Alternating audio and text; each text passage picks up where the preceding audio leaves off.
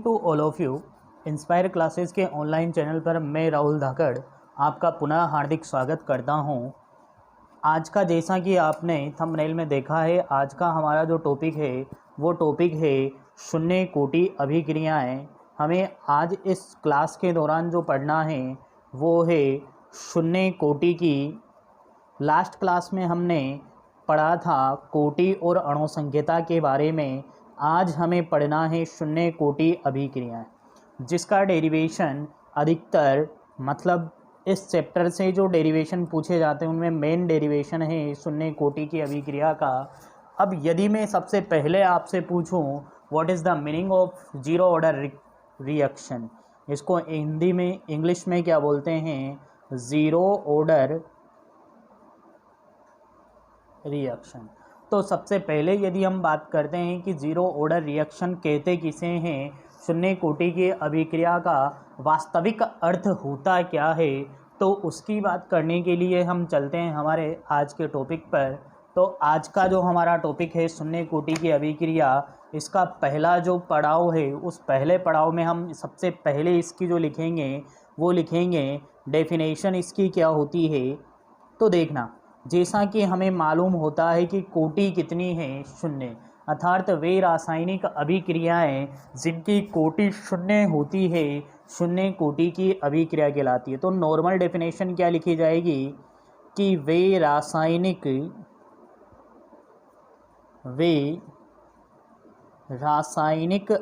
अभिक्रियाएं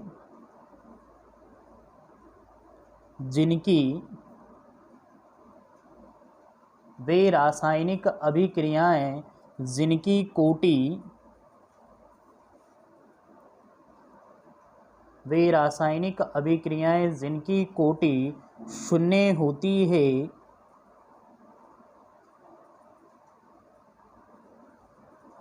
है शून्य कोटि अभिक्रिया कहलाती है।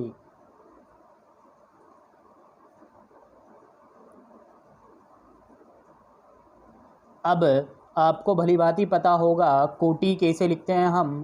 कोटि का मतलब होता है किसी भी रासायनिक समीकरण के वेग नियम में या जो वेग निर्धारण जो पद होता है उस वेग निर्धारण पद में क्रियाकारक जो होता है उसकी सांद्रता को ही हम क्या कहते हैं, सांद्रता की घातांकों का योग क्या कहलाता है, कोटि। अब जीरो ऑर्डर का मतलब यहाँ घात कितनी रहेगी, ज़ीरो। तो हम दूसरी यदि इसकी परिभाषा लिखें तो क्या होगा कि वे रासायनिक अभिक्रियाएं, इससे एक सीधा सा मतलब R proportional to A to the power 0 आएगा। तो मतलब क्या हो गया कि वे रासायनिक अभिक्रियाएं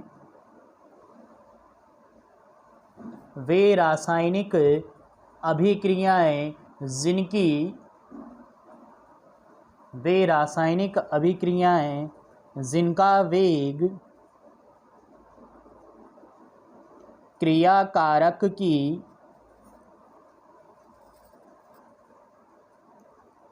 क्रियाकारक की सांद्रता के शून्य घात के समानुपाती, वे रासायनिक अभिक्रियाएं जिनका वेग क्रियाकारक की सांद्रता के शून्य घात के समानुपाती होता है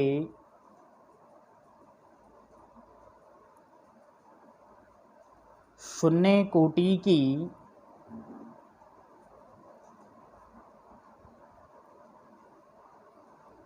अभिक्रिया कहलाती है। मतलब कि वे रासायनिक अभिक्रियाएं जिनमें क्रियाकारक की सांद्रता के शून्य घात के समानुपाती वेग होता है क्या कहलाती है, शून्य कोटि की अभिक्रियाएं कहलाती है। अब हमें इसकी क्या करनी है, स्टडी करनी है, इसका वेग नियम लिखना है। तो मैं क्या लिखूँगा, माना एक शून्य कोटि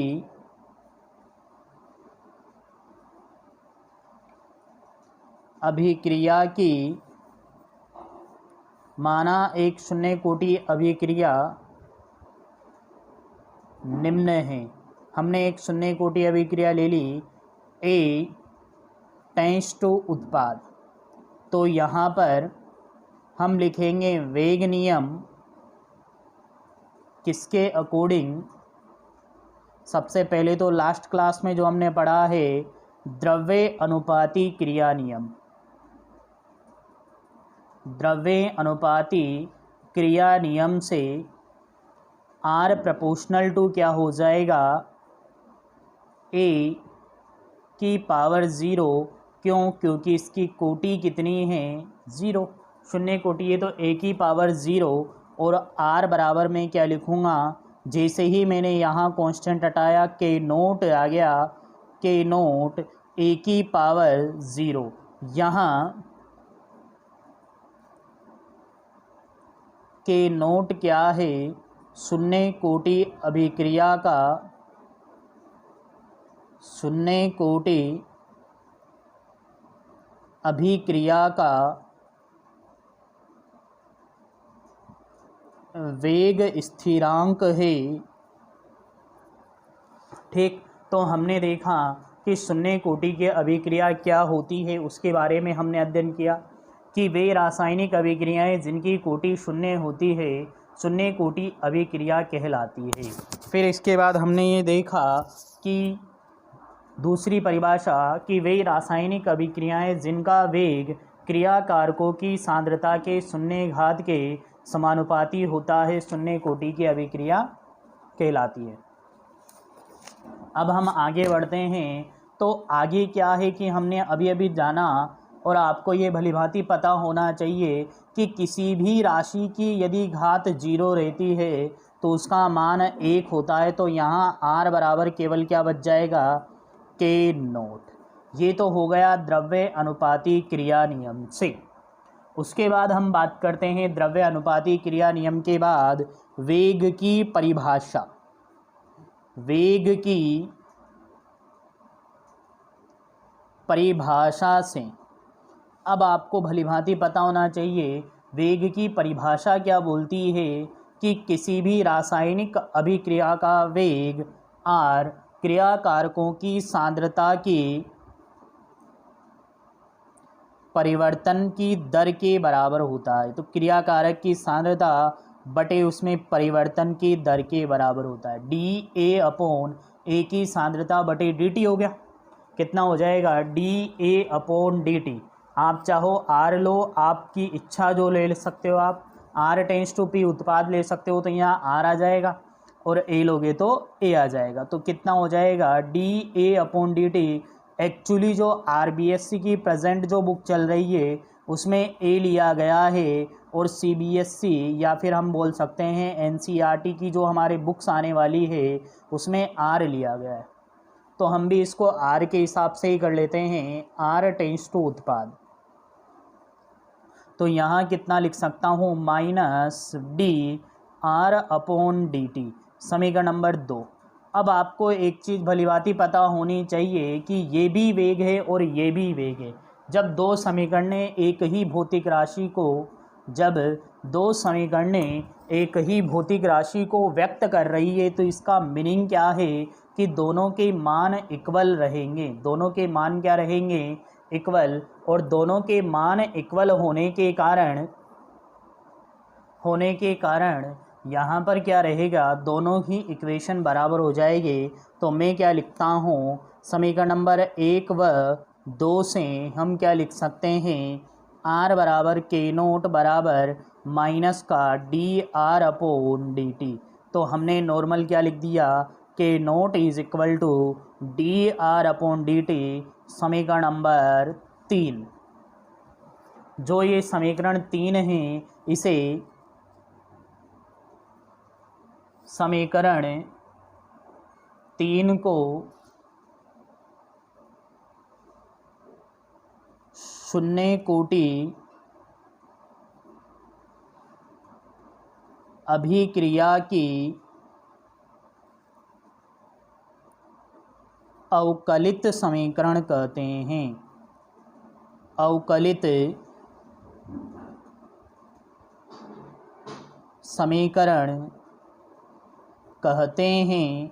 जो ये समीकरण नंबर 3 है, इसे शून्य कोटि अभिक्रिया के अवकलित समीकरण के नाम से जाना जाता है। अर्थात समीकरण 3 का हम क्या करेंगे, अब अवकलन हटाकर समाकलन करते हैं। तो समाकलन करने के लिए समीकरण 3 से के नोट बराबर मैंने क्या लिख दिया, माइनस dr/dt। तो यहाँ से dr is equal to minus k naught dt। ये हमने dr वहीं रहने दिया, इस dt को इधर मल्टीप्लाई कर दिया, के नोट dt हो गया और dr वहाँ का वहीं रखा हुआ है, माइनस भी उसके साथ गया। अब इसका क्या करते हैं, समाकलन। समाकलन करने पर, और हमें पता है, आपको एक चीज़ भलीभांति पता होनी चाहिए कि dx का जो इंटीग्रेशन होता है वो कितना होता है, x। dx का इंटीग्रेशन x होता है, मतलब समाकलन कितना होता है, x, और साथ में कांस्टेंट आता है c, जिसे समाकलन नियतांक के नाम से जाना जाता है। तो समाकलन करने पर इधर इंटीग्रेशन हो गया dr, और इधर कितना हो जाएगा, माइनस का के नोट, कांस्टेंट का इंटीग्रेशन नहीं होता है dt। यहाँ से जैसे ही समाकलन हुआ d गायब हो जाएगा, r बच गया, r बराबर माइनस का के नोट और इसका t, और साथ के साथ कांस्टेंट आ जाएगा c। यहाँ पर c क्या है, कांस्टेंट है। c क्या है, कांस्टेंट है, समीकरण नंबर 4। अब हमें कांस्टेंट का भी मान निकालना है, कांस्टेंट का भी क्या करना है, मान निकालना है। तो कांस्टेंट का मान निकालने के लिए हम इस डेरिवेशन को आगे बढ़ाते हैं। आपको एक चीज़ पता होनी चाहिए कि किसी भी रासायनिक अभिक्रिया के लिए t बराबर 0, माना t बराबर 0 पर क्रियाकारक की प्रारंभिक सांद्रता कितनी है, r0 है, कितनी है, r0 है। t बराबर 0 पर क्रियाकारक जो है उसकी प्रारंभिक सांद्रता कितनी है, r0 है। तो समीकरण 4 से, समीकरण 4 में हम क्या करेंगे, r की जगह कितना आ जाएगा, r0। t बराबर 0 पर कितनी है सांद्रता, r0, बराबर के नोट, t कितना है, 0 प्लस c। 0 को k से मल्टीप्लाई करो, 0 प्लस c बराबर कितना हो गया, r0। तो c बराबर कितना आ जाएगा, r0। ये मान कहाँ रख दूँ मैं, समीकरण 4 में। समीकरण 4 में, 4 से समीकरण 4 ऊपर दिखाई दे रही है आपको, r बराबर माइनस का के नोट प्लस का c। तो यहाँ जैसे ही हम ये वैल्यू रखते हैं तो r बराबर माइनस का के नोट t प्लस कितना हो जाएगा, r0। ये जो समीकरण है, इस समीकरण को शून्य कोटि अभिक्रिया की समाकलित समीकरण कहते हैं। उपरोक्त समीकरण 5, समीकरण 5 को शून्य कोटि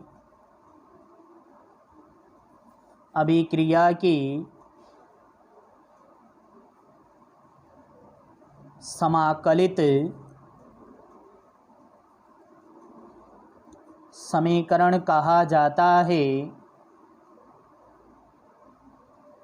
उपरोक्त जो समीकरण नंबर 5 है उसे क्या बोलते हैं, शून्य कोटि अभिक्रिया की समाकलित समीकरण कहते हैं। अब यहाँ पर हम 3 ग्राफ बनाएंगे, जैसा कि थंबनेल में आपने देखा फोटो में। उन तीनों ग्राफ को हम क्रिएट करेंगे, लेकिन उसके पहले हम इस समीकरण को मॉडिफाई करते हैं। समीकरण 5 से हम क्या लिख सकते हैं, r बराबर क्या लिखा हुआ है, के नोट t प्लस r0 उपरोक्त समीकरण में लिखा हुआ है।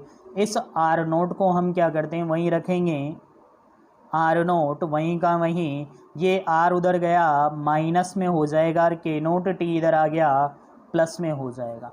तो हमारे पास क्या हो जाएगा, एक फॉर्मूला आ गया आर नोट माइनस का आर।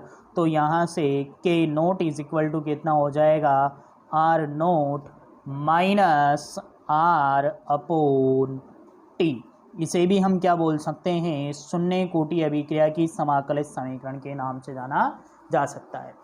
ये था आज का हमारा टॉपिक, बहुत ही छोटा सा टॉपिक था जिसमें हमने देखा कि शून्य कोटि अभिक्रिया क्या होती है। शून्य कोटि अभिक्रिया की दो प्रकार की समीकरणें हमने देखी, एक समाकलित तो दूसरी अवकलित समीकरण। इसी टॉपिक को आगे बढ़ाते हुए एक नया टॉपिक हमारा शुरू होता है, अर्ध आयु। किसी भी रासायनिक अभिक्रिया के लिए या फिर एग्जाम में पूछा जाने वाला एक नंबर का सिंपलेस्ट क्वेश्चन है, हाफ टाइम अर्ध आयु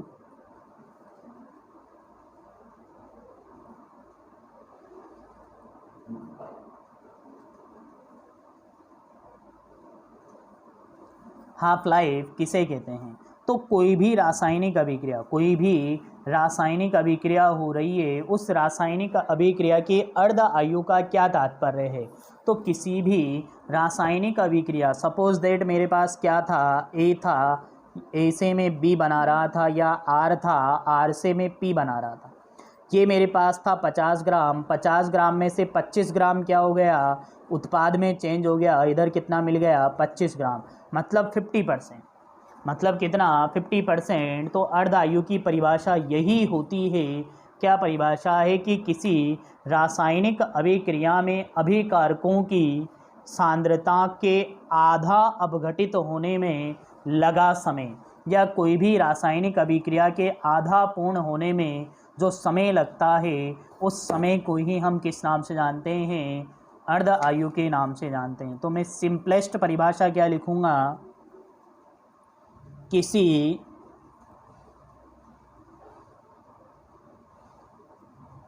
रासायनिक अभिक्रिया के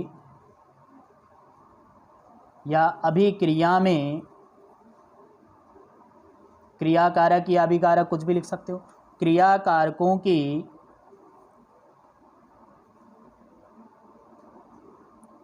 प्रारंभिक सांद्रता का आधा उत्पाद में बदलने में लगा समय अर्ध आयु कहलाता है। मतलब जो प्रारंभिक सांद्रता है उसका आधा किस में चेंज हो गया, उत्पाद में चेंज हो गया, इसे ही किस नाम से जानते हैं, अर्ध आयु के नाम से हम जानते हैं। इसी टॉपिक को हम आगे बढ़ाते हैं अर्ध आयु को। तो हम अब इसका फॉर्मूला निकालना चाहते हैं। माना शून्य कोटि अभिक्रिया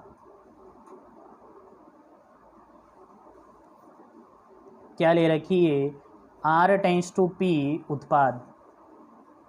अब हमें पता है t बराबर 0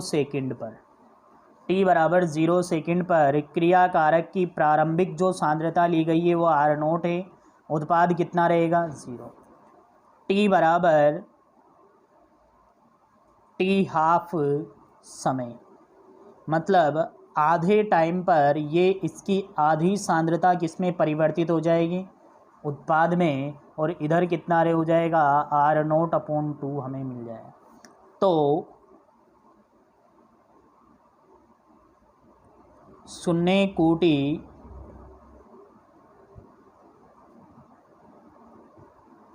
अभिक्रिया की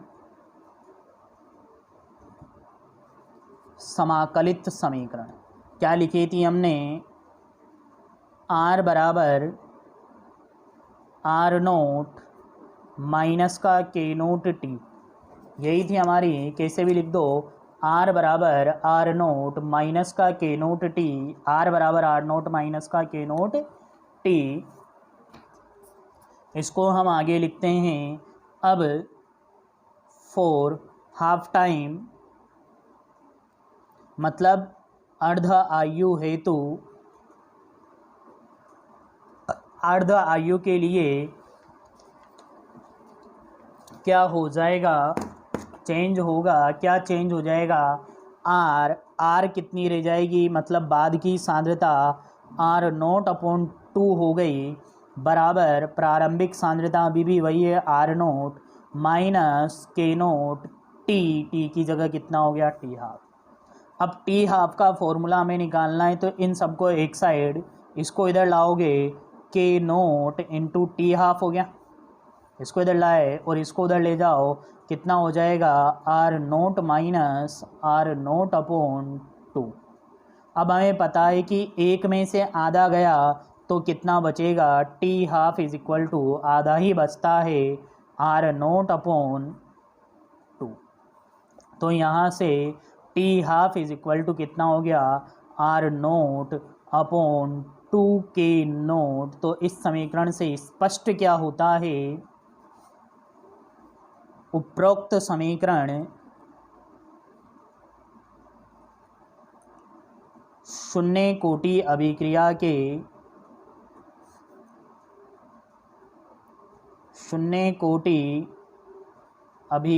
की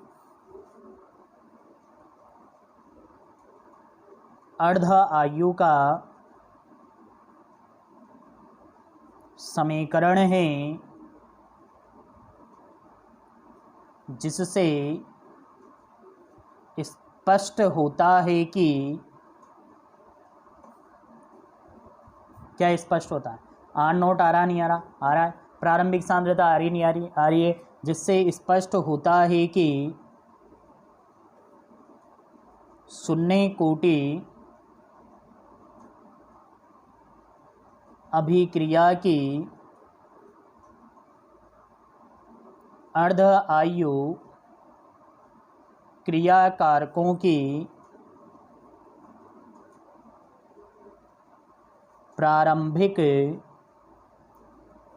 सांद्रता पर निर्भर करती है। क्या स्पष्ट हो रहा है कि जो शून्य कोटि अभिक्रिया है उसकी जो अर्ध आयु है वह क्रियाकारकों की प्रारंभिक सांद्रता पर निर्भर करती है। तो हमने जो पढ़ा उसके अकॉर्डिंग सबसे पहले हमने देखा शून्य कोटि की अभिक्रिया किसे कहते हैं, फिर हमने अवकलित, समाकलित और अर्ध आयु के बारे में विस्तार पूर्वक से अध्ययन किया। इसी क्लास को हम आगे बढ़ाते हैं। अब हमारे पास 3 समीकरणें प्राप्त हो रही है, उन तीनों समीकरणों का हम क्या करते हैं, एक सिंप्लीफाई वक्र बनाते हैं। पहले तो मैं तीनों समीकरणों को सारांश के रूप में आपको बता देता हूँ। सबसे पहले आपने पढ़ा कि शून्य कोटि की अभिक्रिया किसे कहते हैं, कि वे रासायनिक अभिक्रियाएं जिनकी कोटि शून्य होती है शून्य कोटि अभिक्रिया कहलाती है। नॉर्मल डेफिनेशन है कि वे रासायनिक अभिक्रियाएं जिनका वेग क्रियाकारकों की सांद्रता के शून्य घात के समानुपाती होता है। क्रियाकारक की सांद्रता के कितनी घात होनी चाहिए, शून्य, तो शून्य कोटि की अभिक्रिया कहलाती है। माना एक शून्य कोटि की अभिक्रिया निम्न है, A → उत्पाद ले लिया या R → उत्पाद ले लो, कोटि 0, तो द्रव्य अनुपाती क्रिया नियम क्या बोलेगा कि इसकी घात कितनी रहेगी, 0। और जब किसी की घात 0 रहती है तो उसका मतलब क्या होता है, उसका मान कितना होता है, 1 होता है। ये हमने देखा है कि उस भौतिक राशि का मान कितना होता है, 1 होता है। फिर उसके बाद हमने देखा कि R बराबर K0 A हो गया। उसके बाद हमने देखा R बराबर K0 हो गया। फिर वेग की परिभाषा क्या बोलती है कि क्रियाकारकों की सांद्रता में परिवर्तन ही क्या कहलाता है, वेग कहलाता है। क्रियाकारक जो हैं उसकी सांद्रता में जो परिवर्तन होगा उसे ही किस नाम से जाना जाता है, वेग। वहाँ से ये समीकरण लिखी।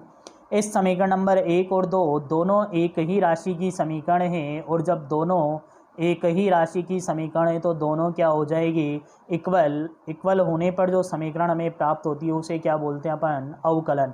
क्यों, क्योंकि यहाँ पर d/dt आ रहा है जो एक अवकलन है। K0 बराबर dr/dt हो गया, तो dr बराबर माइनस का K0 dt हो गया। अब हमें पता है समाकलन करने पर dx का समाकलन x होता है, साथ में समाकलन नियतांक c आता है। समाकलन करने पर dr बराबर K0 dt हो गया, r बराबर K0 t प्लस का c हो जाएगा।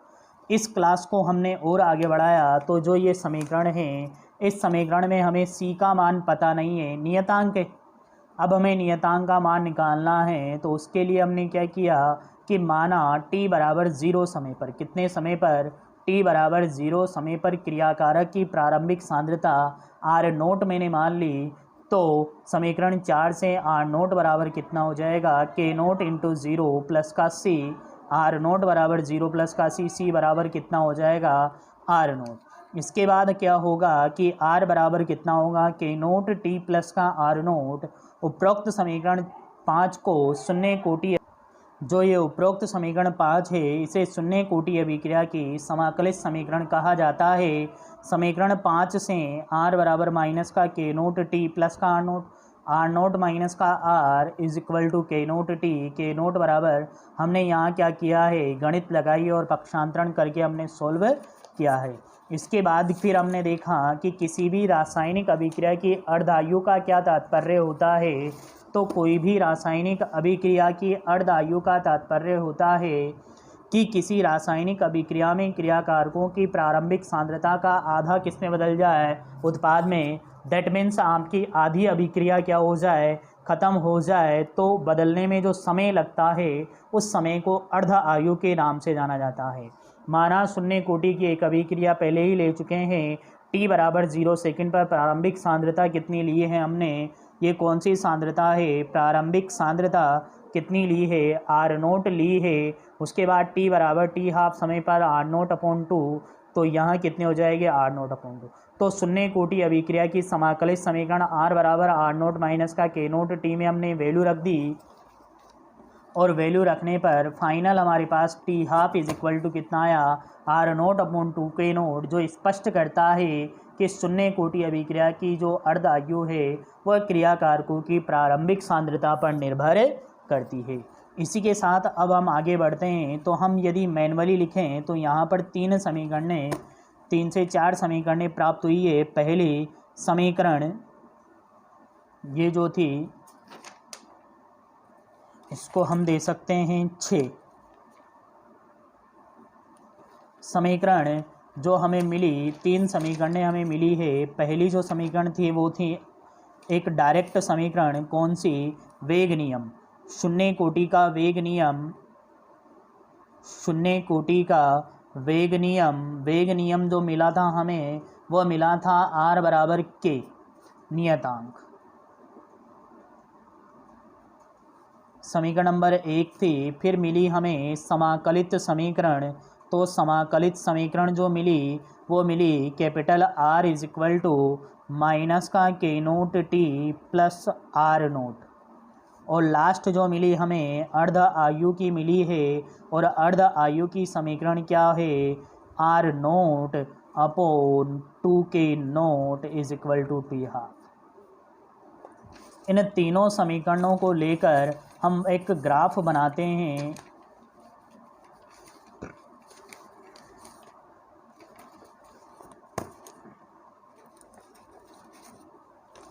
तो तीनों समीकरणों का यदि हम ग्राफ बनाना शुरू करें तो पहली जो समीकरण है वो है r और k।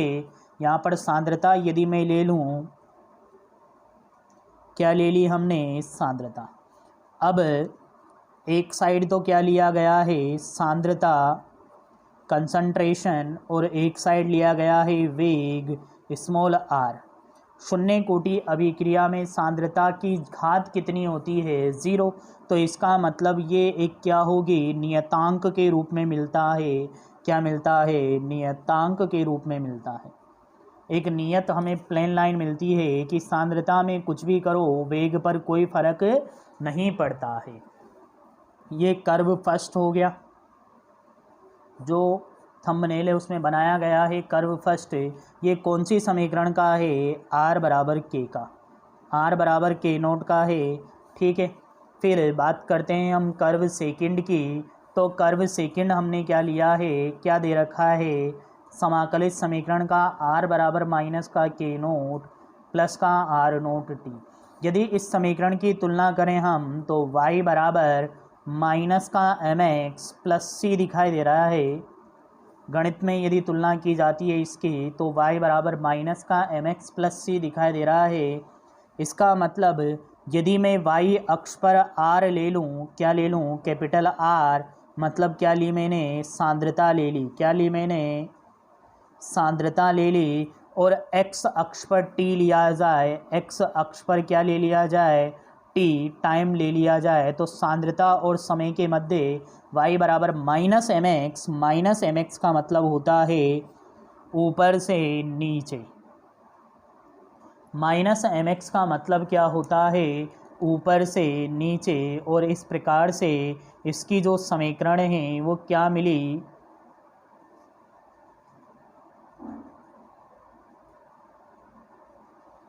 एक ये जो मिला है इसमें क्या हो जाएगा, माइनस का एम एक्स प्लस टी हो गया। उसके बाद अगला जो हम देखते हैं minus m x plus T,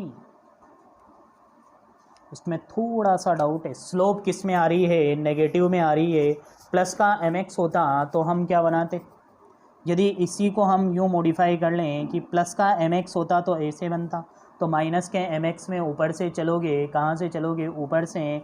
इसका स्लोप कितना हो जाएगा, ढाल की यदि मैं बात करता हूँ, कितना हो जाएगा, के नोट। ढाल कितना हो जाएगा, माइनस का के नोट। और ये जो अंतराल है ये है आर नोट सी। ये जो अंतराल है इसे क्या बोलते हैं हम, आर नोट सी। और इसका जो स्लोप है वो कितना है, के नोट।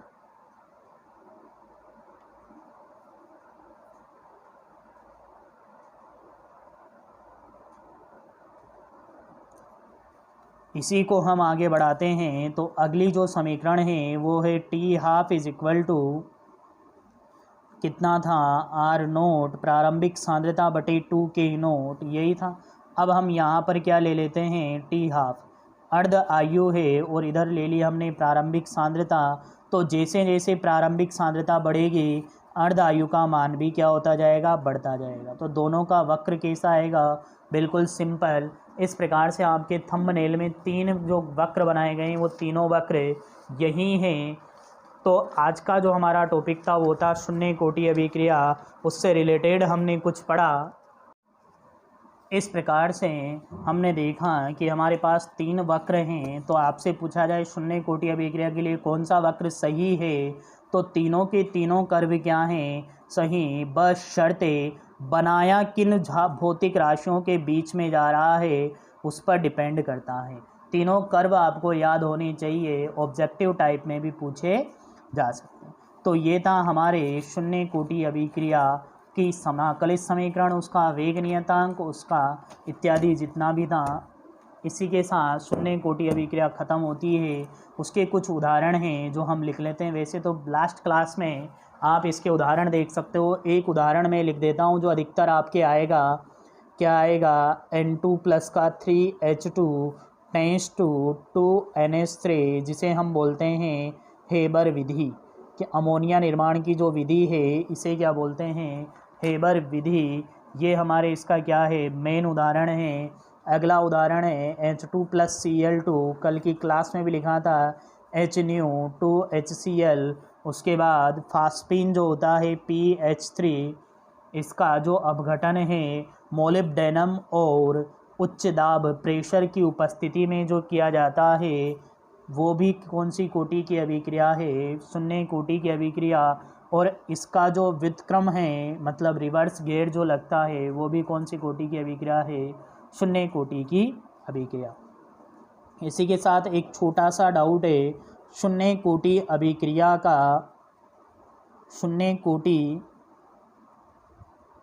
एक छोटा सा क्वेश्चन रह गया, वेग नियतांक की इकाई। वैसे तो हम पहले भी पढ़ चुके हैं, वेग नियतांक की इकाई। तो इकाई निकालनी है तो हमने एक समीकरण लिखी थी, क्या लिखी थी,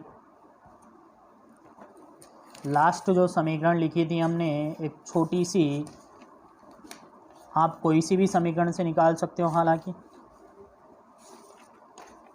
हमने जो समीकरण लिखी थी वो ये थी कि नोट आर नोट माइनस का आर अपॉन टी, के नोट बराबर आर नोट माइनस का आर अपॉन टी। तो मैं लिखूं के नोट की इकाई की यदि मैं बात करता हूं तो आर नोट सांद्रता, सांद्रता तो ऊपर तो क्या है सांद्रता की इकाई और नीचे क्या रहेगा समय की इकाई। और समय की इकाई आपको एसआई में पता होनी चाहिए। एसआई सिस्टम के नोट की इकाई बराबर सांद्रता की जो इकाई होती है वो होती है मोल अपॉन लीटर, और समय की जो इकाई होती है वो सेकंड। तो यहाँ से शून्य कोटि अभिक्रिया की जो इकाई हो गई वो mole litre inverse into second inverse. क्या इकाई हो जाएगी कि नोट की जो इकाई होगी वेग नियतांक की वो क्या हो जाएगी mole litre inverse second inverse. तो आज की क्लास में हमने देखा किस प्रकार से शून्य कोटि अभिक्रिया का डेरिवेशन हमने देखा। अब देखते हैं, देखें ये कितनी बार पूछा गया है। अधिकांशतः लगभग 7-8 बार से ये पूछा जाता है। यदि ये नहीं तो इस पर बेस्ड न्यूमेरिकल पूछा जाता है। जैसे कि मैं आपको साथ के साथ सन भी नोट कराता चलता हूँ। ये जो है लिखा हुआ है शून्य कोटि व प्रथम कोटि के अभिक्रिया के लिए वेग स्थिरांक की इकाइयाँ लिखिए। तो जो वेग स्थिरांक की इकाई अभी अभी हमने देखी वो 2013 में पूछी जा चुकी है। कब पूछी जा चुकी है? 2013 में। तो आपको क्या ध्यान रखना है कि शून्य कोटि अभिक्रिया पर बेस्ड क्वेश्चन कब कब आया है? 2013 में आया है। उसके अलावा अर्धआयु की परिभाषा आपके अधिकतर पूछी जाती है। 2013 में अर्धआयु की परिभाषा पूछी गई है।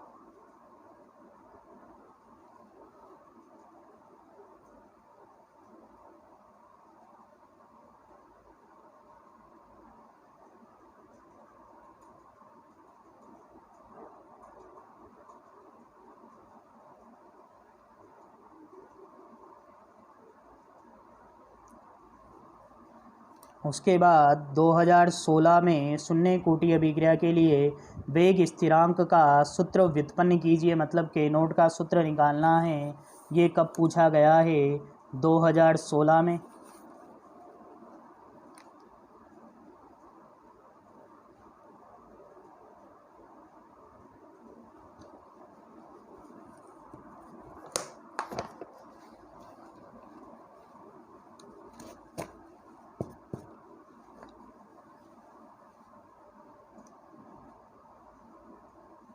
उसके बाद आपको दिखाई दे रही है यह समीकरण नंबर जो 2 दिखाई दे रही है 2N2O5 N2O4 प्रथम कोटि की, हालांकि 2017 में पूछा गया।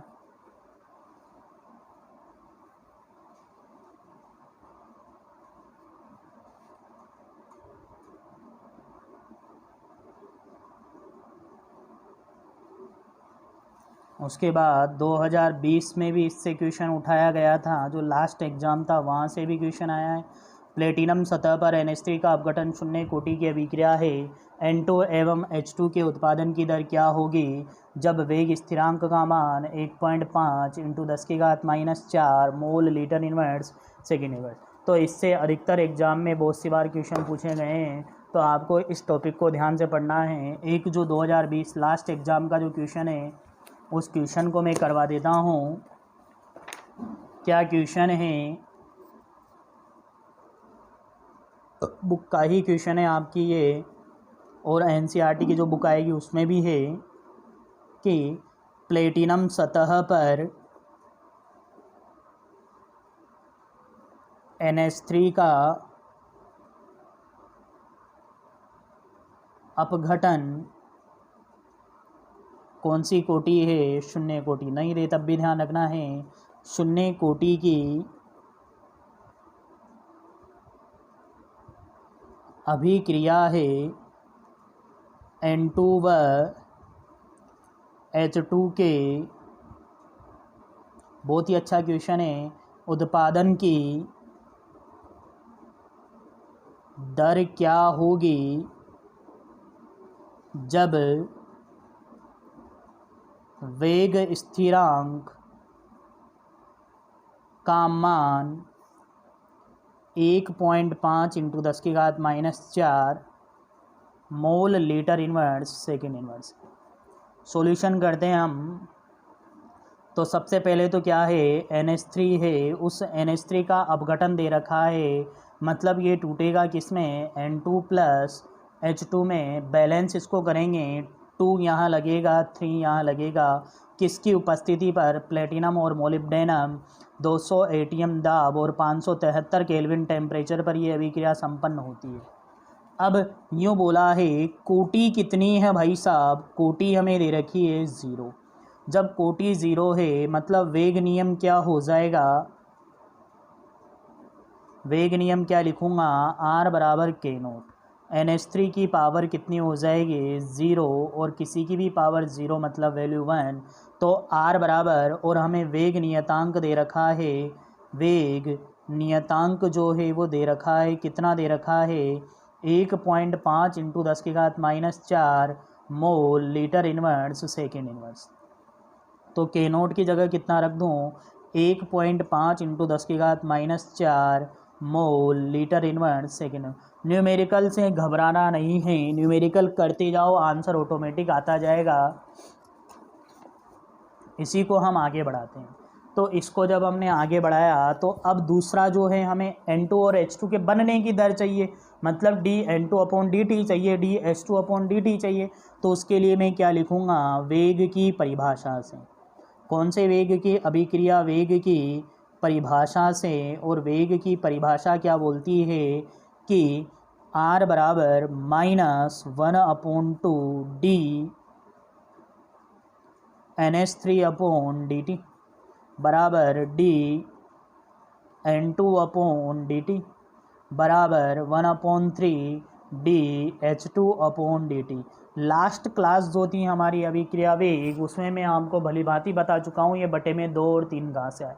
इनके जो कोफिशिएंट होते हैं स्टोइकियोमेट्री है, जो ये संतुलित करने पर जो गुणांक आते हैं, इन गुणांकों को बटे में लिखा जाता है इस प्रकार से। अब R की जगह मैं क्या लिख सकता हूँ, 1.5 × 10⁻⁴ mole litre inverse second inverse, यही है, बराबर क्या dN2/dt के बराबर होगा। हाँ भाई साहब, तो ये तो आ गई क्या, N2 के उत्पादन की दर। देख लो क्वेश्चन में कुछ नहीं करना पड़ा, ये क्या आ गई, N2 के उत्पादन की दर।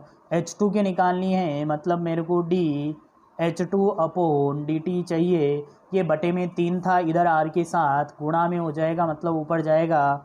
तो 3 × 1.5 × 10⁻⁴ mole litre inverse second inverse कितना हो जाएगा, 15 × 3 = 45, 4.5 × 10⁻⁴ mole litre inverse second inverse is equal to dH2/dt।